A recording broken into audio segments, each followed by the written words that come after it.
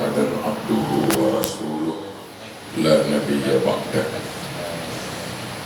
اللهم صل وسلم على سيدنا محمد وعلى آله وأصحابه رسول الله أجمعين. أما بعد، رب اشرح لي صدري ويسر لي أمري واحلل عقدة من لساني يفقهوا قولي. سبحانك لا علم لنا إلا ما علمتنا إنك أنت العليم الحكيم. لا حول ولا قوة إلا بالله العلي العظيم. إلهي أنت ربي ورضاك المتين. Yang berbahagia Tuan Imam dan Tuan Bilal, ahli jawatan kuasa Jawatan Kejiranan Islam Simei, saudaraku yang dimuliakan Allah, alhamdulillah kita bertemu lagi di tempat yang sama tahun lalu di sini kan, dan malam-malam tarawih juga. Alhamdulillah, sekali lagi kita bersyukur pada Allah kerana masih dapat Ramadan. Ada di antara sahabat kita, keluarga kita yang tahun lalu ada sama kita Ramadan, di tahun ini tidak lagi bersama kita. Mudah-mudahan Allah ampunkan mereka yang telah kembali ke rahmatullah insyaAllah. Dan semoga juga Allah akan bantu kita untuk dapat menjadikan Ramadan tahun ini Ramadan yang terbaik sepanjang hidup kita insyaAllah. Amin. Ya, salawat dan salam tak lupa mari sama-sama kita sanjungkan keharibaan junjungan alam Rasulullah sallallahu alaihi wasallam. Mudah-mudahan kita semua beserta keluarga mendapat syafaat dari beliau kelak di akhir. Amin Allahumma amin. Apa yang akan kita bahas hari ini bukan soal puasa. Sebab kalau puasa nak dibahas, kita dah puasa tu.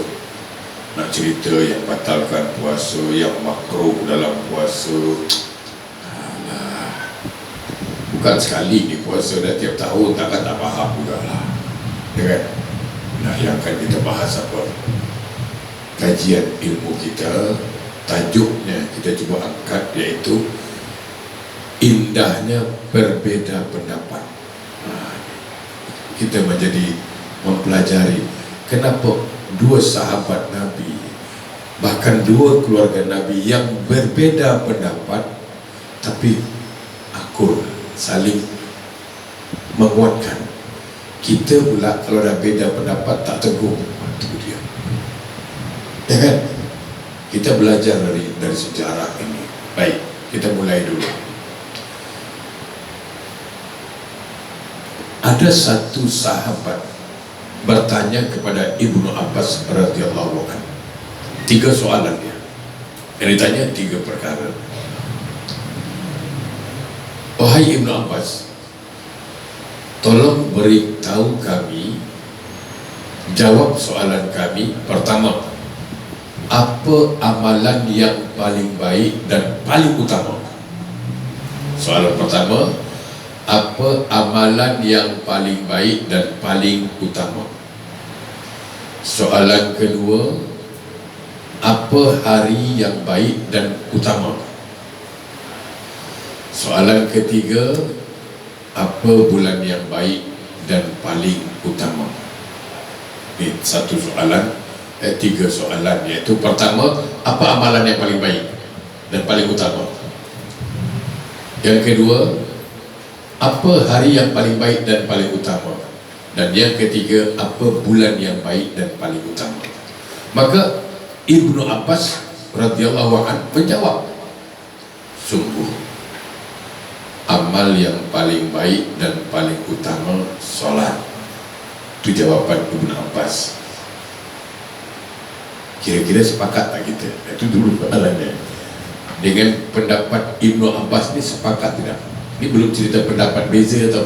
Ini masih cerita sedikit ini dulu. Kita ngaji, bukan sarahan. Sarahan ustaz gedebak-gedebuk itu balik ya. Tak, ini kalau ada nanti yang tak faham, okey ustaz, angkat tangan. Jangan angkat kaki pula. Senang kan? Kita dah setahun sekali jumpa, sayanglah tak ngaji kan. Okey. Jadi Ibnu Abbas menjawab bahwa amal yang paling baik dan paling utama solat. Itu jawaban beliau. Soalan saya, sepakatkah kita dengan pendapat beliau? Saya yakin sepakat, ya kan? Okey. Sebelum kita bahas yang lain, nanti kita kasih dalilnya. Hari yang paling baik dan paling utama kata Ibnu Abbas hari Jumat. Juga sepakat barangkali. Okey. Dan bulan yang paling baik dan paling utama bulan Ramadan. Dan saya yakin juga kita sepakat di sini. Okey. Satu selesai kan? Di pendapat letak topi dulu, kasih dalilnya. Solat, tentu Ibnu Abbas menjawab, dia punya dalil yang kuat, punya alasan yang kuat. Jangan menjawab tak ada dalil. Mana itu? Oh, yang baik itu ibadah begini gini. Apa dalilnya? Itu ya tak tahu. Tak boleh gitu. Ya kan? Tidak. Nah, solat menurut Ibnu Abbas amalan yang baik dan paling utama. Betul. Banyak hadis tentang solat. Cuman saya ingin mengajak jemaah stop di sini dulu, ajak berpikir begini. Kalau kita nak tahu ini orang Singapura, ini bukan orang Singapura, orang Indonesia, orang Malaysia, orang Brunei, orang Singapura, mukanya sama tak? Sama kan? Tak ada beza. Sama saya katakan. Sumpah. Nah, untuk membezakan mereka ini orang Singapura ni, ini orang Malaysia, ini orang Indonesia, ini orang Brunei, apa yang boleh membezakannya kira-kira? Tak dapat tahu. I see, man. Very clever. Ya, itu yang paling tepat, I see. Jadi IC itu dah menentukan, oh ini orang Singapura, oh ini orang Malaysia, tengok IC Malaysia, oh ini orang Brunei. Sama kan? Untuk membedakan dia orang Islam atau tidak, itu solat. Bainal abdi wa bainal kufri tarakus solat. Bedanya hamba Allah, bukan hamba Allah, itu solat. Oke, satu selesai. Itu utama solat. Okey.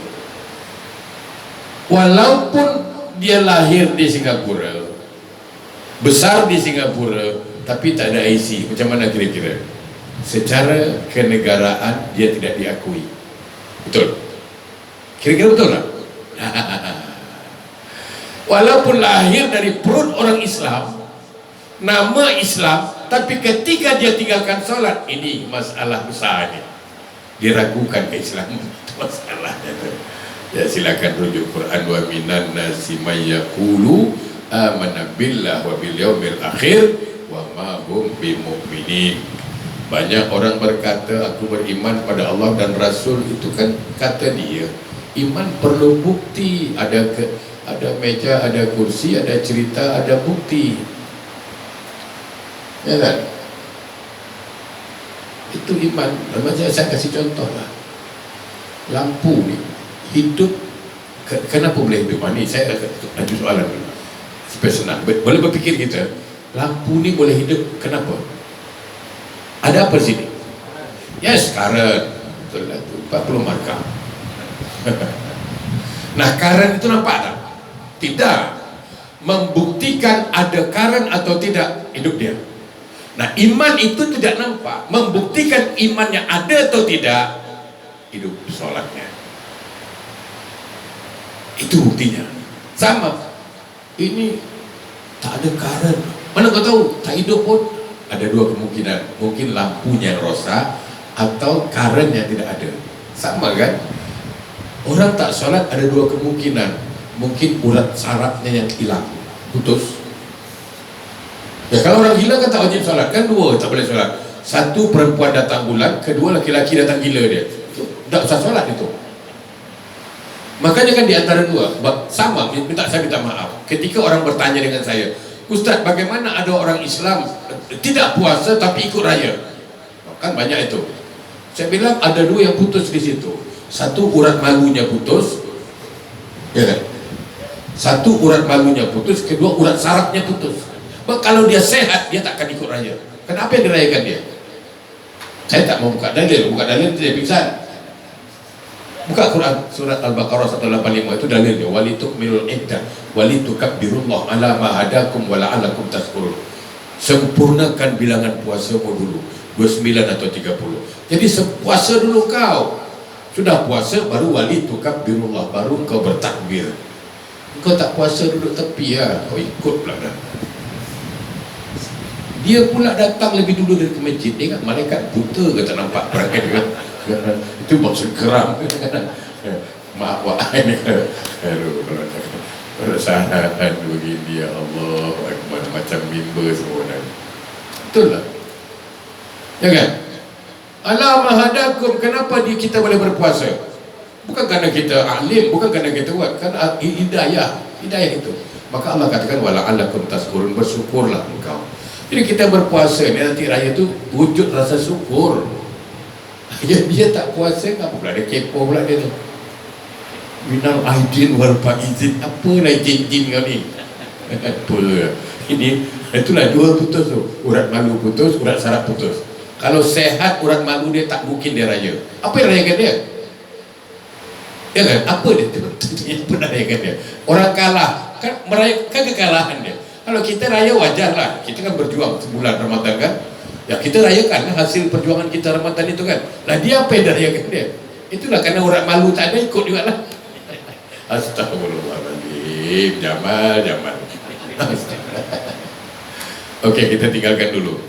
Jadi itu, iman itu tidak nampak, perlu dibuktikan. Nah buktinya puasa. Ya ayyuhallazina amanu kutiba alaikumusiyam. Itu dia membuktikan iman itu. Okey, selesai. Jadi walaupun lahir kat Singapura, besar kat Singapura, kalau tak ada IC macam mana? Tak jalan. Okey, satu. Sekarang kita buat lesen balai polis. Mana? LTA. Buat lesen, yang pertama tanya apa? IC. Ada IC? Okey, boleh. Boleh buat. Masuk pergi hospital, dia tanya apa? IC. Bawa duit banyak, buka akaun kat bank. Yang dia tanya apa? IC. Artinya kalau kita ada IC, maka semua pekerjaan lancar. Betul kan? Kalau tak ada IC, tak boleh nak buat apa pun. Sama kan? Nabi cakap apa? Awalu yuhasabu abdun yaumal qiyamah salat. Iza saluhat sairu amalu, wa iza fasadat sairu amalu. Kalau di dunia yang pertama ditanya IC, di akhirat yang pertama ditanya solat. Kalau solatnya diterima, yang lain diterima. Kalau solatnya ditolak, yang lain ditolak. Kalau IC ada, semua jalan. Kalau solat ada di akhirat, semua jalan. Ya kan? Jadi cuma kita itulah, kalau IC tinggal kita balik pening. Kenapa IC tinggal lah? IC tinggal lah. IC tinggal pening. Solat tinggal dia selama. Allah, panjang pula umur dia ni kadang-kadang. Ya kan?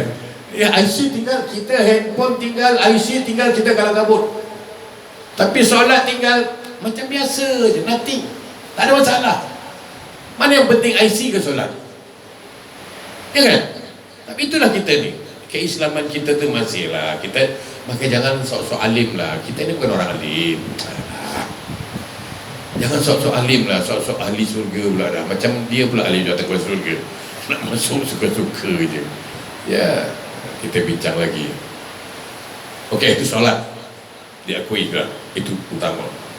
As-salatu imaduddin faman aqamaha faqad aqamadin wa man tarakaha faqad adamadin. Solat yang agama, siapa dirikan solat menegakkan tiang Islam, siapa tinggalkan solat meruntuhkan tiang Islam. Ini kalau kita bahas panjang cerita, stop dulu sini. Sekarang cerita hari yang paling utama dan paling baik.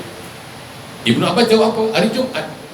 Karena hari Jumat itu betul-betul berkumpulnya orang di masjid. Yaumul Jum'ah hajjul fuqara. Hari Jumat hajinya orang miskin. Ada solat Jumat. Aduh, betul. Jumat itu mulia. Bahkan Nabi Adam dalam sebuah riwayat dikatakan Nabi Adam diciptakan hari Jumat, dan kiamat pun katanya hari Jumat. Itu semua keagungan malam Jumat. Cuma saya ingatkan sikit lah, ini orang kita Melayu ni, bila sebut malam Jumat dah pikirannya tekan mana je. Nak balik lah. Kau tak tahu ke malam Jumaat? Apa? Nabi buat itu ke? Malam sunnah tau. Astagfirullah. Itu melecehkan Rasulullah tau. Macam tak ada kerja lain. Ya kan? Macam malam Jumaat tu spesial itu je lah. Macam tak ada malam lain lah. Itu tolonglah sikit.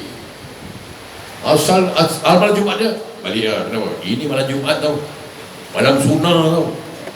Macam itu je sunnah. Ya kan? Baca Quran kan sunnah juga tu. Yang lain itu kita situ. Yang kadang-kadang kan. Jadi seolah malam Jumaat tu memang untuk itu je lah. Tidak. Robahlah bro. Kita dah tua-tua sunnah itu pula dah. Ya kan? Ya Pakcik, betul tak bang? Ya kan? Bayangkan kita dah umur 60-70 balik. Asal balik? Malam Jumaat dah. Aku dah 70 itu pula kerja dah. Baca Quran lah. Tahajud ke betul-betul. Ya kan? Jangan saya unangkan biji kimiri tu abang tak sadar diri. Okey. Jumaat hari mulia betul. Okey, selesai. Ramadan bulan yang paling utama dan paling mulia. Iya. Kenapa? Bulan Ramadan diturunkan Quran. Syahrul Ramadan allazi unzila fihil Quran hudan linnas huda. Jadi Quran itu turun ke untuk apa? Untuk apa Quran turun? Huda, untuk petunjuk. Nah, ini relax. Saya kasih tahu ilmunya yang senang. Sekarang kita pergi Malaysia, terus saya cakap Indonesia. Kalau Indonesia saya ahlinya, tahu saya jalannya. Kalau kita pergi Malaysia sekarang, buat kereta ni, so jalan tol Simpang 3 sekarang. Kita nak pergi Kuala Lumpur ni. Simpang 3, mana satu Kuala Lumpur ni? Ini Kuala Lumpur, sini Kuala Kangsar. Cuma tak ada signboard, tak ada petunjuk. Bingung kan? Mana nak pergi? Pergi ambil kanan? Ya kalau Kuala Lumpur. Kali sampai sana Kuala Kangsar nanti macam mana? Ambil sini pun tak pasti juga. Tiba-tiba kita tengok ke atas, ada atas tulisan Kuala Lumpur kanan, Kuala Kangsar kiri. Soalan saya, percaya tak dengan signboard? Itu soalan saya, percaya tak?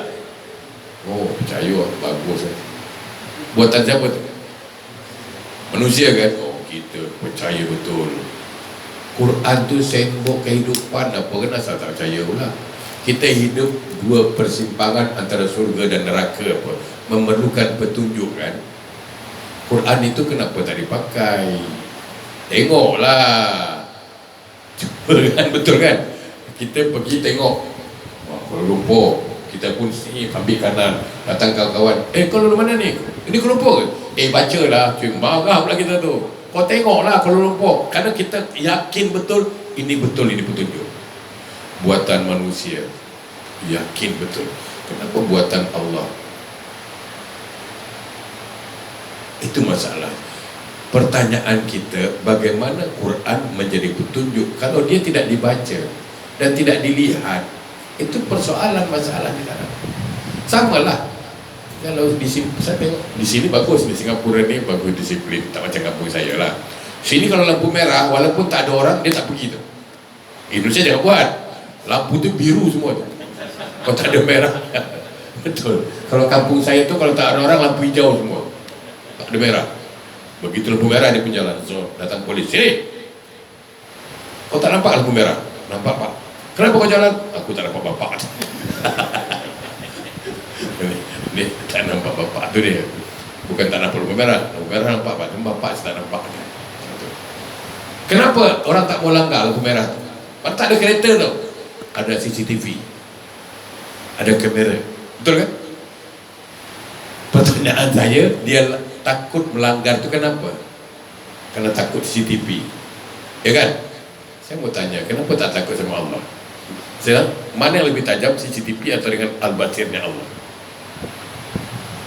Ya kan? Kita dengan CCTV takut betul. Tak, jangan lah, nanti kena fine tau, kena saman lah, wow, sibuk. Tapi Allah tak nampak ke? Tak ada CCTV ke dia? Ceruk mana pun Allah nampak lah, kerana Allah al-basir. Kenapa tak takut? Itu saya katakan. Jadi bagaimana Quran menjadi petunjuk? Tidak pernah dibaca dan tak pernah dilihat. Jadi jelas saya katakan, kalau sandbox aja kita percaya, kenapa Quran tidak dipercaya? Nah, Quran itulah hudal linnas, hudal lil muttaqin, dia al-huda, petunjuk. Saya tidak bahas di sini, kalau bahas panjang cerita nanti. Ya kan, ikan sepat ikan gabus lagi cepat lagi bagus. Ya kan? Ikan kakap ikan gabus banyak cakap kadang-kadang tak bagus. Ulunglah. Yang tiga dia betul. Satu, amal yang paling baik dan utama solat. Okey, kita sepakat dengan dalil yang sudah tadi. Hari yang paling baik itu hari Jumaat. Okey, kita pun sepakat sudah. Tidak kita bantah. Dan bulan yang paling, bulan Ramadan pun kita sepakat. Okey, selesai masalah. Begitu Ibnu Abbas meninggal dunia, pertanyaan yang sama diajukan kepada Sayyidina Ali karamallahu wajhah. Ini di sini. Sini berbeda pendapat tapi saling menguatkan. Kita beda pendapat, bergaduh. Pasal ini pun bergaduh. Kawan sebelah tu. Kan ada begini kan, oh, kawan komplain ke Ustaz, Ustaz, apa hal? Kawan saya sembahyang gini Ustaz. Yang kau sibuk kenapa? Hello Ustaz, risau Ustaz gini. Itu salah lah Ustaz. Yang salah engkau. Asal saya salah? Kita kalau solat disunatkan melihat telunjuk sendiri, yang kita tengok telunjuk orang buat apa? Itulah salahnya. Betul tak? Kalau hukumnya begitu kan? Kalau dari segi hukum, kalau kita solat disunatkan melihat telunjuk sendiri, yang kau kepo tengok telunjuk orang kan? Itulah salah engkau. Tidak usah ditengok, biar aja lah. Tapi kata Ustaz, saya bergerak 3 kali berturut-turut batal Ustaz. Itu bergerak berturut-turut yang merubah bentuk solat. Dia tak merubah apa. Lain kalau dia gini-gini baru kau sibuk. Itulah kadang-kadang lebih sangat pun. Okey.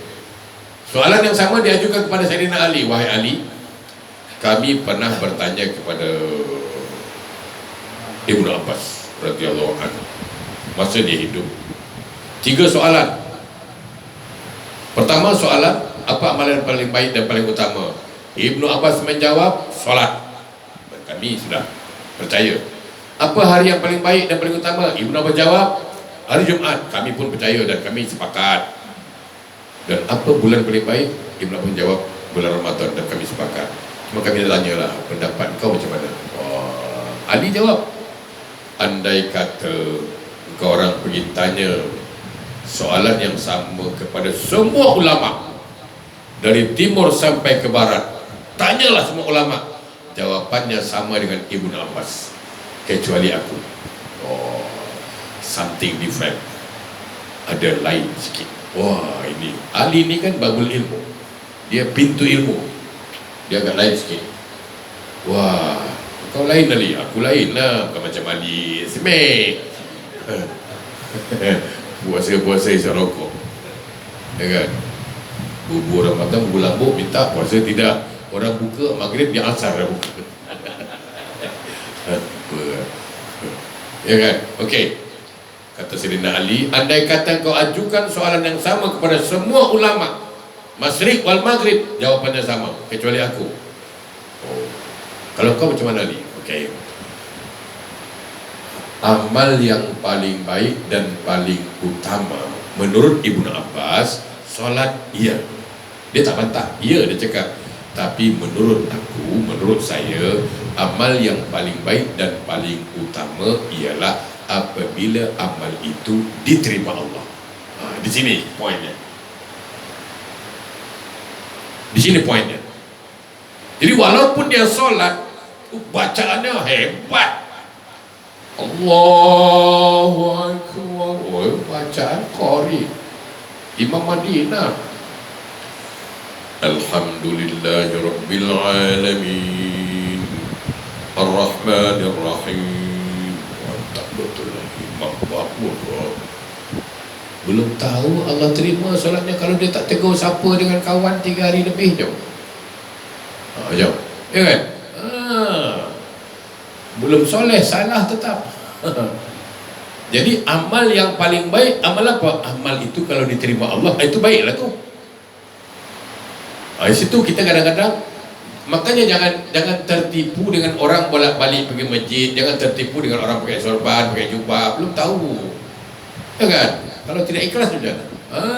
Kalau dia dengan emak dia dengan bapak dia durhaka macam mana? Kalau tak tegur siapa dengan orang lebih 3 hari macam mana? Itu kan banyak persoalan. Kalau dia bakhil macam mana? Banyak masalah. Jadi amal yang paling baik adalah amal apabila amal itu diterima Allah, itu baik. Saya jangankan cerita Allah sekarang, kita sendiri dah pergi Gelang sekarang. Gelang kan lagi ramai kan? Oh ramai. Tengok makcik tu kan belanja daripada berdiri betul sampai rukuk sampai iktidal. Sampai betul lah, sampai duduk antara sujud dia nawar barang. Betul, daripada berdiri betul sampai rukuk sampai duduk iktidal dia. Begitu dia. Rukun salat betul dia. Coba kita tengok barang. Harganya boleh, tak ada masalah. Warnanya saya suka. Pattern dia saya suka. Cantik. Tengok, ada koyak sedikit kat ketiak. Pertanyaannya, mau tak barang ni? Tidak mau, kenapa? Ada cacat. Nah, kita sendiri pun nak barang baik. Takkan Allah tak tahu barang baik? Dalam hati Allah tahu, ya kan? Ada yang tak baik. Kita pun nak barang baik, wah. Takkan Allah tak tahu barang baik, babe? Tahulah dia. Betul tak? Walaupun dia hitam ininya pun, kalau datang riak macam mana? Kau tengok sampai hitam kening aku. Pasal hitam kau gosok aja lah, senang. Kau susah pun. Yang hitam sudah tak masalah lah. yang belum jangan gosok-gosok pula. Ya kan? Ini penting. Kita jangan apa? Haji pergi balik Mekah tiap tahun jadi amal soleh. Kita berharap tak amal soleh, tapi jangan sampai ada yang menghalanginya. Contohnya kan ada hadis mengatakan barang siapa tak tegur siapa lebih dari 3 hari macam mana? Ini disebut apa? Al-Musahid. Dia tak mau bercakap lebih dari 3 hari, Allah menolak amal dia. Bahkan kalau dia mati su'ul khotimah, karena mati dalam keadaan maksiat itu. Makanya kalau dia ingin, dalam Quran apa? Surah An-Nisa ayat 1. Ittaqullaha allazi tasaaluna bihi wal arham. Ya kan? Takutlah pada Allah, jaga silaturahim. Sekarang kita fikir, aku tak tegur dia, aku solat tak terima, aku puasa pun tak terima, aku baca Quran pun Allah tak jadikan amal soleh. Okey, aku nak tahan. Okey, aku tak mau tegur dia. Sekali layar aku bentang, surut kata berpantang. Bangang kau. Salah dalam berpegang, bukan begitu. Ittaqullah, takutlah pada Allah. Aku rela tegur dia, bukan pasal dia. Aku nak ibadahku Allah terima. Aku tegur dia bukan pasal dia, aku ingin masuk surga. La yadkhulul jannah qati'ur rahim, kata Rasulullah. Tidak masuk surga orang yang putuskan tali silaturahim. Aku tegur dia tu bukan pasal dia. Kalau pasal dia benar, don't care, tapi aku tegur dia pasal aku nak masuk surga. Aku tegur dia pasal aku ingin amal diterima Allah. Itu masalah dia. Orang kita ni kadang-kadang salah faham. Bila kita tegur, dia sibuk pula bercakap. Malam dia jumpa aku, dia tegur aku tak layan, babe.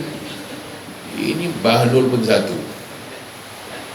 Orang tegur dia bukan pasal, ada kan macam gitu kan. Semalam dia jumpa aku buat tak tahu, dia tegur aku buat tak layan, baru dia tahu anak Pak Mat Tempe. Oh boy. Aku lain. Kalau dah tak tegur, tak tegur. Ini orang sombong. Sombong itu batul hak, menolak kebenaran. Ustaz, saya nak tegur Ustaz, dia tak layan. Itu tak ada masalah. Janji kau tegur dia tak layan, dia punya pasal lah. Selesai. Selesai apa? Assalamualaikum. Dah, dia tak layan, dia punya pasal. Kewajipan kita selesai.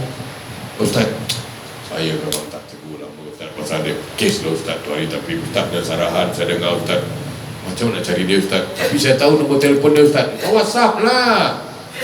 Tak usah bermadah-madah. To the point. Selamat berpuasa. Mohon maaf zahir dan batin atas segala kesalahan. Sudah. Usaha. Jangan pula ketika kaki tak mampu berjalan, ketika tangan tak mampu berjabat, ketika mata tak mampu melihat, ketika lisan tak mampu berkata. Sekali dia jawab, kau pergi hospital cepat, itu stroke dia cakap. Segera pergi hospital, itu namanya gejala stroke. Kerana tak boleh, kaki tak boleh jalan kira. Kaki tak boleh jalan, tangan tak boleh angkat, mulut tak boleh cakap, stroke lah. Cakap lepas je lah. Ramadan sama anak-anak sekarang minta maaf lagi tak sedap. Maaf, saya minta maaf kalau ada salah. Pakai kalau pula lagi tu. Kalau, mana ada kalau? Budak sekarang ni pakai kalau minta maaf. Ada tak hukum kalau? Tak ada. Ada tak mahkamah kau dijatuhkan hukuman penjara 10 tahun? Kenapa? Kalau kau merogol. Mana ada kalau jadi hukum? Betul-betul pula sekarang ni. Sedap juga. Maaf Pak, tak maaf kalau ada salah. Astagfirullah, kalau pula dipakai.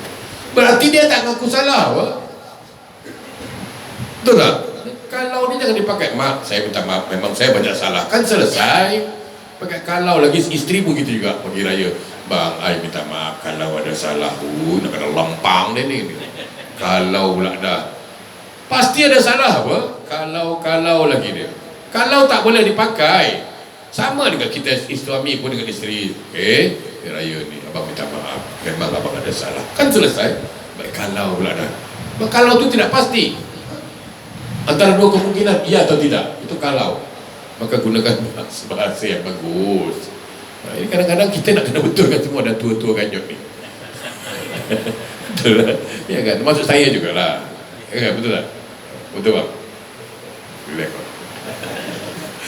Astagfirullahaladzim. Kita relax je lah. Siap puasa dah, siap puasa malam nak apa lagi ke? Okey. Itu jadi sayang kan amal kita, puasa kita tak diterima Allah. Sayang. Solat tak terima Allah. Sayang. Okey. Jadi amal yang paling baik dan paling utama, okey. Bila amal diterima Allah. Jadi alangkah indahnya kalau kita solat diterima Allah. Wah, itu dia mantap. Disatukan. Okey. Sekarang hari yang paling baik menurut Ibnu Abbas hari Jumat. Oh, kata Ali bagus. Betul itu, betul. Tapi menurut saya hari yang paling baik dan paling utama ialah apabila engkau mati pada hari itu, lisanmu lancar menyebut kalimat la ilaha illallah. Baiklah hari itu. Jadi walaupun Jumat dia meninggal, ya kan? Kalau lisan tak boleh cakap, tak baik juga. Kadang-kadang saya tengok, ya, kadang-kadang kita ni tak jujur lah jadi orang. Saya selalu cakap dengan mahasiswa pun saya cakap, belajarlah jujur. Karena Allah, Islam mengajar kita jujur. Dan kita banyak tak jujur. Saya kasih contoh lah. Contoh paling mudah aja lah. Terus saya cerita banyak contoh. Sekarang kita berdiri berada di Bugis MRT. Saya kasih contoh Bugis MRT. Tahu kan? Bugis? Tahulah. Tak tahu juga, melewat. Ada dua arah. Satu arah Pasiris, satu arah Jurong. Okey. Itu kan namanya takdir, petunjuk. Ada petunjuk Pasiris, Jurong. Tinggal pilih kan. Sekarang kita mau kemana? Itu soalannya. Saya nak ke Jurong. Okey. Maka saya berdiri di depan MRT, mengambil petunjuk arah kemana? Arah Jurong. Kira-kira sampai tak ke Jurong? Sampai, pasti. Itu namanya takdir, mengikuti petunjuk. Okey. Sekarang kita tengok. Saya mau ke Jurong, tapi saya mengambil arah Pasiris. Agak-agak sampai tak ke Jurong? Tidak. Kenapa? Kerana melawan arah, melawan takdir, melawan ketentuan. Betul? Okey, sekarang kita pakai ilmu baru. Apa dia? Ya, dia nak ke Jurong, ambil arah Pasiris, minta tolong doakan lah. Ini kan senjata ni. Kita pun ikut doa. Ya Allah, sampaikanlah dia ke Jurong. Padahal dia sendiri mengambil arah Pasiris. Kita kepo. Ya Allah, sampaikan dia ke Jurong. Pertanyaan saya, kita aminkan doa atau tidak? Akan bingung kan? Padahal sekarang dia mengambil arah ke Pasiris kan? Sedangkan dia mau ke Jurong. Kau tolong doakanlah. Kita pun doakanlah. Ya Allah, sampaikan dia ke Jurong. Sementara dia mengarah ke Pasiris. Ini yang banggang siapa sekarang? Ini kita harus jujur. hadirul aql. Agama itu sesuai akal pikiran, tapi jangan diakal-akali. Tadi Pak Imam baca tadi salah satu ayatnya, faman ya'mal misqala khairan yarah. Siapa berbuat baik dibalas baik, siapa berbuat jahat, itu kan hukum. Semangka tidak mungkin berdaun sirih, tanam padi tak mungkin tumbuh stroberi. Karena itu kan hukum. Namanya sunnatullah, lan tajida li sunnatillahi tabdila. Allah takkan merubah ketentuan. Ketika dia mengambil arah ke Pasiris, maka jawabannya dia sampai Pasiris. Ada 1 juta orang mendoakan dia, ya Allah, sampaikan dia ke Jurong, ya Allah. Malaikat bingung, yang kau sibuk ke Jurong, dia nak Pasiris apa? Betul kan? Maka dia akan sampai ke Pasiris. Okey, sama kan? Ada orang tak pernah solat, berjudi, mabuk, hari-harian di jalan, melangkah ke neraka. Begitu mati, kita sibuk nak masukkan dia ke surga. Macam kita ahli jawatan kuasa surga. Macam kita orang dalam tau, main masuk aja. Sedangkan dia sendiri mengarahkan neraka hari-hari. Ya kan? Oh, kan main kat kubur. Ustaz baca talqin. Si Fulan, wahai si Fulan ibnu Fulan. Oh, boleh. Betul lah Allah berfirman, kullu nafsin dha'iqatul maut, setiap yang bernyawa pasti mati. Hari ini wahai Fulan ibnu Fulan, hari pertama engkau di alam barzah, hari terakhir engkau di dunia. Sekarang sebentar lagi kami akan pulang ke rumah masing-masing. 7 langkah kami tinggalkan engkau, ada datang makhluk namanya Nungkar Nangkir akan menyoal engkau. Engkau jangan takut, jangan gentar. Amboi, tak sayang gigi macam kamu. Astagfirullahaladzim. Betul kan? Kan itu yang dia katakan. Nanti kita pulang masing-masing, datang malaikat nyoal engkau. Kau jangan takut, jangan gentar. Yang dalam cakap kau berani, kau masuk. Ya Allah, saya bukan masalah talqin, tak ada masalah, mesti dipahami betul-betul. Yang jawab tu siapa? Jelaskan. Nak cakap Arab, cakap Melayu pun dah tak boleh dia apa? Apa orang boyan mati nanti malaikat cakap boyan ke? Apa kau nanti iman katirik ni? Lama rengakan tak katirik? Taklah. Apa yang mati orang Jawa nanti malaikat cakap Jawa, Sugeng Dalu, Primpun Kaparin, sampai tangan pundi tau? Tiang Jawi apa tiang nopo? Atau tiang Mentangor? Kan tidak. Dia soal bahasa Arab, dia tak tahu cakap Arab. Tahu cakap Arab, Arab nanti, Arab nopo, Arab mangan, itu yang tahu dia. Ya kan? Dia tahu Arab sikit lah. Siapa dah jawab? Dia tak solat apa? Saya tak usah bahas, itu panjang pembahasan itu. Lain kali kita bahas, khas membahas jawapan dalam kubur. Siapa yang jawab itu? Itu ada rahsianya, itu bukan sembarang ke kita nak jawab. Siapa nak jawab? Kita jangankan jawab, gerak dia tak boleh nak jawab apa. Ya kan? Berarti bukan kita yang jawab sebenarnya. Harus dipahami. Nah, alangkah indahnya hari Jumat itu dia meninggal, lisannya boleh menyebut kalimat la ilaha illallah. Maka Nabi mengatakan apa lewat sabdanya, man akhiru kalamihi minat dunia la ilaha illallah dakhalal jannah. Siapa akhir hayatnya boleh mengucap kalimat la ilaha illallah, surga tempatnya. Okey, ada yang cakap begini, Ustaz senang lah nanti mati ucap lah. Kau ingat senang ke? Kalau sekarang boleh cakap, nanti kalau mati nak begitu nak nazakkan kau sebut la ilaha illallah surga apa. Kalau cakap sekarang boleh. Boleh lah. Saya nak tanya betul lah. Yang exam itu adalah orang yang sekolah. Betul tak? Kalau dia tidak sekolah, tidak mungkin ikut exam. Kalau dia ikut exam, dia tak sekolah, yang ikutkan dia itu bangang, dia katakan. Pertanyaannya, boleh tak anak ini lulus exam kalau dia tidak sekolah? Jawapannya tidak boleh. Yang sekolah saja kadang-kadang belum tentu lulus. Betul tak? Okey. Tapi logik mengatakan bila anak ni rajin mengkaji, rajin belajar, rajin membaca, logiknya kemungkinan besarnya lulus. Ya kan? Sama kan? Boleh tak dia mengucap? Boleh. Kalau dia kemungkinan besar dia rajin zikir, solat tak tinggal, baca Quran selalu, dia selalu, itu kan kemungkinan besarnya dia akan menyebut. Tapi solat tak pernah, baca Quran tak pernah, macam mana? Zikir tak tahu, macam mana? Ya kan? Bukan senang nak sebut. Sekarang bolehlah cakap. Nah, cuba bayangkan, saya kasih tahu, ini rahasia atau jangan bagi tahu orang. Betul saya katakan, ini kita kaji ke dalam sekarang. Kalau kita orang baik, ini solat tak tinggal alhamdulillah, puasa kita buat, zakat kita buat, artinya secara hamba Allah kita lakukanlah tugas kita. Soal Allah terima itu nanti cerita. Yang penting puasa saya dah puasa, solat saya solat, artinya saya sudah buat, ya kan? Kita mengharap Allah ridho. Ketika Allah ridho dengan kita, datang malaikat menjemput kita, apakah wajahnya seram? Tidak, karena kita Allah ridho, pasti wajahnya tak seram. Okey, saya kasih cerita. Yang cerita ini tidak dibawakan ke hikmahnya. Begini, pernah dengar cerita Nabi Yusuf dengan Zulaikha? Pernah kan? Okey, saya cerita, tapi ini cerita saya shortcut, ambil hikmah saja. Saya tidak mau mengupas dalam cerita ini, nanti cerita di ke dalam, nanti saya selalu mengkaji kenapa sampai terjadi Zulaikha begitu. Secara hukum memang salah, tapi kenapa harus dipahami. Zulaikha itu suami dia menteri, namanya Kitfir. Secara materi cukup, tapi kenapa dia berselingkuh, masih mau dengan laki-laki? Orang kan tidak tahu sebenarnya. Orang akan menyalahkan Zulaikha. Saya katakan tetap salah, tapi orang tidak melihat penderitaan Zulaikha selama ini. Dia tidak pernah disentuh oleh suaminya. Suaminya lemah syahwat, itu persoalannya. Ya, dia zaman ada Tongkat Ali, cap songkok, dia belum ada. Ya kan?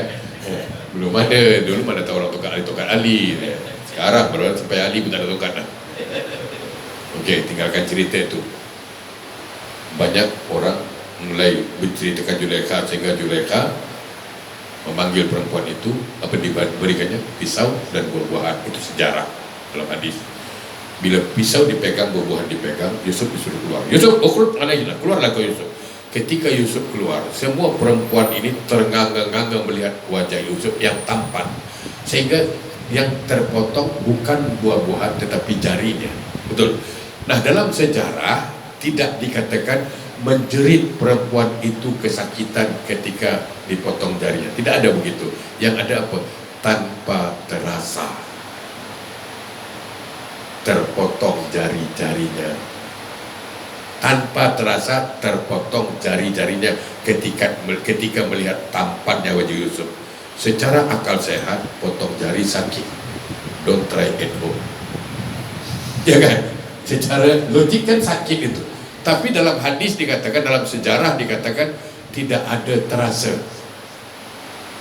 Nah begitu, orang mati begitu. Ketika kita melihat malaikat membuka sayap sebelah kanan yang ditunjukkannya gambaran surga, nah kita terlalu asik melihat gambaran surga, nyawa dicabut dan terasa. Bukan tidak sakit, tidak terasa. Boleh faham kan? Jangan gagal faham. Saya jauh-jauh datang sini tak faham juga, balik lah. Maka saya pelan-pelan cakap. Jadi mati sakit, saya kata ia sakit.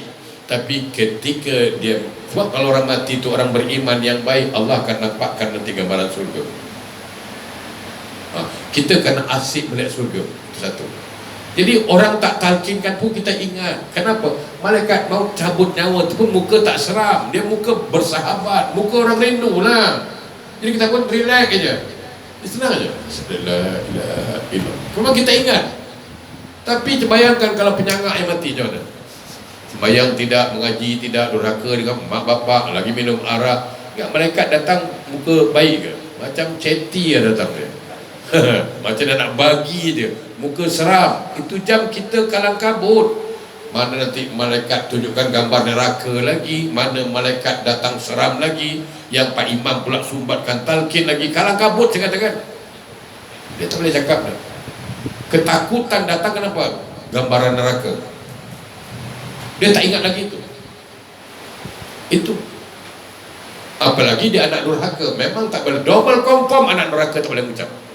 Dalam sebuah hadis riwayat Ibnu Hibban dikatakan apa? Sukhti ummihi hajaba lisanahu an syahadati la ilaha illallah. Marahnya seorang ibu kepada anaknya akan mengunci lisan anaknya kalau meninggal dunia menyebut kalimat la ilaha illallah. Jadi alim macam mana pun kita, solat macam mana banyak pun, kalau durhaka dengan mak bapak macam mana? Ya kan? Itu harus jadi punya mak bapak buat baiklah dengan mak bapak. Apa susah buat baik pun baik. Okey, tinggalkan dulu pembahasannya khusus lagi nanti. Sekarang masalah bulan Ramadan. Bulan Ramadan bulan yang paling mulia. Betul kata Sayyidina Ali. Tapi menurut saya, menurut aku, bulan yang paling baik ialah apabila pada bulan itu engkau bertaubat dan taubatmu diterima Allah, maka bulan itu baik. Ramadan bulan taubat. Alangkah indahnya kalau taubat kita diterima Allah, kan itu. Ramadan bulan baik, bulan taubat, tapi dia tak taubat-taubat, macam mana pula? Sebenarnya kalau mau fikir, saya selalu katakan Ustaz, saya selalu berfikir, kurang baik apa Allah dengan kita ni lagi? Apa kurangnya? Apa kurangnya? Kalau ditanya, waduh, malu kita. Tengok ya, buat salah dia tulis 1, ya kan? Bila buat baik dia tulis sampai 70, sampai beratus-ratus. Buat baik tulis banyak. Ini apa tujuannya? Supaya timbangan amal kita berat. Kurang baik ke dia? Kita minta dengan mak, minta 1 dia kasih 1 dia. Takkan kasih 2. Tengok Allah punya baik. Kurang apa lagi? Yang kedua, Allah tahu kita banyak salah. Dia tahu apa? Hari-hari bersalah. Mana ada orang tak bersalah? Tak ada gading yang tak retak, tak ada lautan tak berombak, tak ada tuyul yang tak botak, ya kan? Tak ada luka yang tak koyak, tak ada bisul yang tak bengkak. Betul apa? Pasti bersalah. Kau tengok Nabi Adam dengan Nabi Adam, kurang apa tu di surga apa? Nabi Adam tu di surga tu cuma 1 yang Allah larang, bukan banyak. Surga kan? Uskun wazau jukal jannah. Adam, kau duduk di surga ni, relax. Wa kula minha ragadan min haitsu situmah. Engkau nak makan apa dan silakan makan. Kau nak makan ayam penyet, ayam penyot, kau makan. Ada semua tu. Free. Tapi kata Allah, 1 yang kau jangan dekat pohon. Kan cuma 1 yang Allah larang. Ternyata Adam gagal dekat surga, bro. Apalagi Adam Singapura ni. Tak usahlah termerang apalah. Usahlah. Jadi orang baik bagus merasa baik, jangan. Jadi orang alim bagus merasa alim, jangan. Ini yang masalah merasa alim ni susah ni. Macam tak ada salah pula. Nabi Adam tu kat surga lagi bersalah, apalagi model kita ni. Memanglah banyak salah. Tengok Allah punya baik. Kita yang bersalah, Allah yang sibuk. Ya ayyuhallazina amanu, wahai orang beriman, tubu ilallahi taubatan nasuha. Taubatlah kata Allah. Wasari'u ila maghfirati rabbikum, segera mohon ampun padaku kata Allah. Tengok, kita yang bersalah, Allah yang sibuk minta ampun. Tengok, bukan kita yang minta ampun sibuk tu, dia Allah yang sibuk tu. Kurang apa baik Allah lagi? Secara akal sehat, ini akal sehat ini gunakan. Sekarang kalau saya mengundang jemaah, datanglah ke rumah saya tanya, kira-kira rumah saya pintunya buka ke tutup? Buka, namanya tanggung jawab. Sekarang Allah suruh kita datang taubat, Allah buka ke pintu atau buka atau tutup pintu taubat? Buka, relax lah brother. Yang kau ada kan gerak pula dah. Pasti dia buka, itu hukum, namanya tanggung jawab, ya kan? Tinggal dia mau datang atau tidak. Begitu jemaah datang, saya akan siapkan makanan. Itu kan tanggung jawab. Sama. Begitu datang, Allah buka pintu taubat dan disiapkan pengampunan. Jadi jangan ragu. Macam dosaku banyak lah. Aku tak tahulah Allah boleh. Kau ni nak kena lempang juga lah satu ni. Aku tak tahulah Allah ampunkan aku ke tidak. Dia yang suruh taubat, dia yang ampunkan. Yang kau sibuk kenapa? Optimis. Sebab dalam hadis qudsi dikatakan apa? Allah tergantung sangkaanmu, kan gitu. Lah kalau kita sangka, memang dia tak ampunkan, kau dah salah bro. Mesti percaya diri, confident. Allah tu kan Al-Ghafur, Ar-Rahman, dia maha baik, maha pengasih, maha penyayang, maha pengampun. Maha, kurang apa lagi? Yang kau sibuk nak tuduh dia bukan-bukan, kenapa? Ya kan? Ustaz dia tato banyak, tak ada masalah lah. Kita ni sikit orang bertato mengamuk. Tato Ustaz lah, solat bertato Ustaz. Kau yang kepo, yang kau kepo, yang kau sibuk, yang tak bertato, tak solat tu baru. Ini yang betul solat lah. Kadang-kadang serba salah orang ni. Orang maksiat dia tak sibuk, orang dalam masjid sibuk dia. Rambut panjang dia sibuk. Apa rambut panjang gondrong masjid? Tak apalah, panjang ke masjid daripada botak masuk penjara macam mana?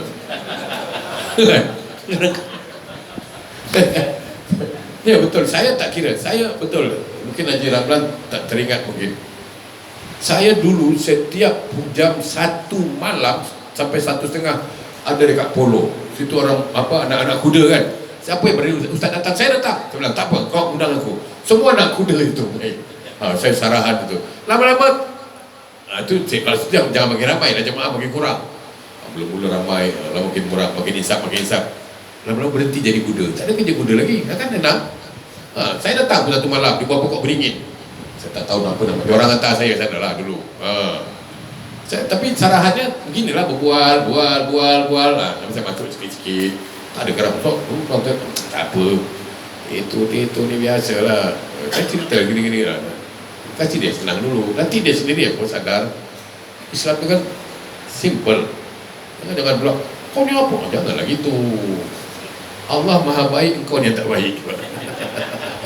Ya kan? Jadi saya kasih contoh. Jadi yang suruh taubat Allah, yang mengampunkan Allah. Apa masalah sekarang? Tinggal kita mau atau tak mau. Cuma bayangkan ada orang membunuh 99 orang, ditambah lagi 100 orang dia bunuh. Betul kan? Dalam sejarah, dalam hadis. Orang ini tidak sempat beramal di perjalanan mati. Ya kan? Tapi ternyata apa? Allah ampunkan dosanya. Dah 100 orang dia bunuh tau. Tak sempat beramal, baru berniat. Allah ampunkan. Kita tak pernah bunuh orang. Relax. Dan bukan tak sempat beramal, dah beramal pun takkan Allah tak ampunkan, brother. Apa masalah? Kurang yakin lagi. Betul tak Wak? Tanya Wak ni kata percaya. Betul lah. 100 orang dia bunuh, Allah boleh ampunkan. Kita tak pernah bunuh orang apa? Dan dia belum cuma beramal, kita dah beramal lagi dah. Puasa dah buat dah. Bahkan dalam hadis yang lain dikatakan apa?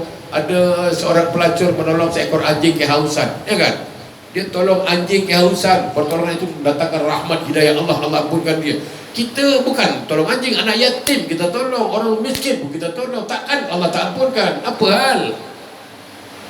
Komplain lah nanti. Jadi ini optimis namanya. Makanya hidup ni simple, relax. Allah maha baik gitu. Jadi saya orangnya tak pernah menganggap apa. Ustaz susah, kau jangan susah. Allah maha besar, yang lain tak ada yang kecil suatu. Itu enaknya kalau dah dengan Allah. Ya kan? Kita dekat menteri je tengok. Orang besar, menteri orang besar, dekat orang besar tengok. Senang hidup kan? Apalagi dekat yang maha besar, lagi senang bro. Ya kan? Jadi hidup ni simple. Jadi balik pada kaji tadi, berbeda pendapat tapi saling menguatkan, itu yang bagus. Jangan beda pendapat saling nak bersetegang urat pula kita. Yang satu usuli, yang satu tak usuli, tak ada masalah tu. Penting sembahyang. Ya kan? Yang satu kunut, yang satu tak kunut, tak ada masalah. Yang penting solat subuh. Yang menjadi masalah yang tak solat subuh tu. Ya kan? Okey, saya kira cukup dulu dah malam ni. Cukup dah tu. Ya. Sebelum saya berdoa, pakai doa. Doa sikit lah. Doa sikit sebelum doa, pakai pantun sikit lah. Ya kan? Jalan-jalan ke rumah Pak Cik Rais. Jalan-jalan rumah Cik Dolah, singgah dulu rumah Cik Rais. Kalau ada sarahan saya yang salah, tolong jangan report balik polis. A'udzubillahi minasyaitonirrajim. Bismillahirrahmanirrahim. Alhamdulillahirabbil alamin. Allahumma salli ala sayyidina Muhammad wa ala ali sayyidina Muhammad. Allahumma arinal haqqa haqqa warzuqna ittiba'ahu wa arinal batila batila warzuqna. Allahumma a'inna ala zikrika wa syukrika wa husna ibadatik. Rabbana la tuzigh qulubana ba'da idh hadaytana wa hab lana min ladunka rahmatan innaka antal wahhab. Rabbana zalamna anfusana wa illam taghfir lana wa tarhamna lanakunanna minal khasirin. Rabbana atina fid dunya hasanah wa fil akhirati hasanah wa qina adzabannar. Walhamdulillahi rabbil